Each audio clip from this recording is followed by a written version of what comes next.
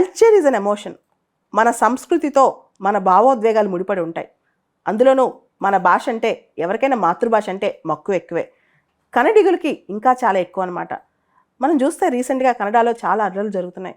ప్రతి వాణిజ్య సంస్థ పైన లేదా షాప్స్, హోటల్స్, ఇలా వ్యాపార వర్తకాల ప్లేసుల్లో నేమ్ బోర్డ్స్, నామఫలకాలు ఏవైతే ఉంటాయో వాటిపైన 60% కనీసం కన్నడ అక్షరాలే ఉండాలని చెప్పి కన్నడ సివిక్ బాడీ వాళ్ళు ఆర్డర్ చేసినప్పుడు చాలామంది పాటించకపోతే నిన్న మొన్న కర్ణాటకలో ఎయిర్పోర్ట్ దగ్గర చాలా పబ్లిక్ ప్లేసెస్లో చాలామంది ప్రొటెస్టర్స్ వెళ్ళి ఆ నేమ్ ప్లేట్స్ చింపేయటము, ఆ నేమ్ ప్లేట్స్ పైన నల్ల సిరా పోయటము, ఆ తర్వాత నేమ్ ప్లేట్స్ పైన రాళ్ళేసి కొట్టడము, ఇలా చాలా అల్లర్లు చేస్తున్నారనమాట.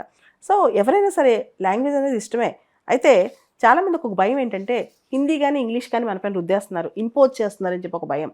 మనం గమనిస్తే 1970s తమిళనాడులో యాంటీ హిందీ యాజిటేషన్, మాకు హిందీ అసలు వద్దు అని చెప్పి యాజిటేషన్ స్టార్ట్ అయింది.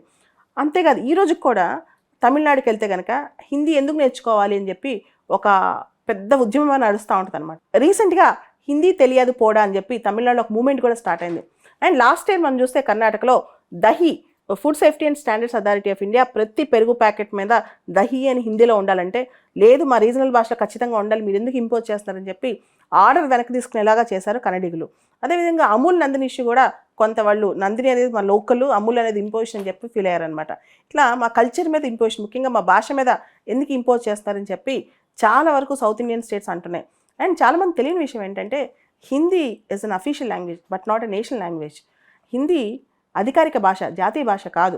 రాజ్యాంగంలో కూడా Hindi is an official language అని రాస్తుంది. ఇండియాలో లాంగ్వేజ్ డైవర్సిటీ చాలా ఎక్కువ, మనం దేన్ని ఎవరిపైన ఇంపోజ్ చేయలేం. రీసెంట్గా అఫీషియల్ లాంగ్వేజ్ కమిటీ రికమెండేషన్ ఒకటి, అంటే మీ అందరికీ తెలుసు అఫీషియల్ లాంగ్వేజ్ కమిటీని హెడ్ చేసేది హోమ్ మినిస్టర్ అని, అమిత్ షా అధ్యక్షతన అఫీషియల్ లాంగ్వేజ్ కమిటీ రికమెండేషన్ ఒకటి రీసెంట్గా వచ్చిందనమాట. భారతదేశంలో ఉన్న technical and non technical education ఇన్స్టిట్యూషన్స్లో ఇంక్లూడింగ్ సెంట్రల్ యూనివర్సిటీస్లో Hindi compulsory medium of instruction, అంటే ఖచ్చితంగా హిందీ కూడా చెప్పాలి అని చెప్పేటప్పుడు దానిపైన చాలా బ్యాక్లాష్ వచ్చింది అనమాట. ఇలాంటి రిపోర్టు ఉండకూడదని చెప్పి కూడా గొడవ చేశారు. ఇట్లా యాంటీ హిందీ లేదా మా ద్రవిడియన్ భాషలు మాకు ఉండాలి, మా పైన ఏది ఇంపోజ్ చేయొద్దని చెప్పి చాలామంది కోరుకుంటున్నారు.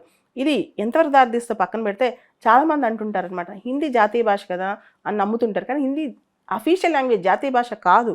అదొక మనం గుర్తుపెట్టుకోవాలి. రెండోది, హిందీ అందరికీ ఖచ్చితంగా రావాల్సిన అవసరం లేదు. హిందీ వస్తేనే మన భారతదేశంలో మనుగడ సాగించాల్సిన అవసరం లేదు. ఇది చాలామంది సౌత్ ఇండియన్ స్టేట్స్ వాళ్ళ ఆర్గ్యుమెంట్ అనమాట. ఇక్కడ మనం ఇంకో విషయం గమనించాలి.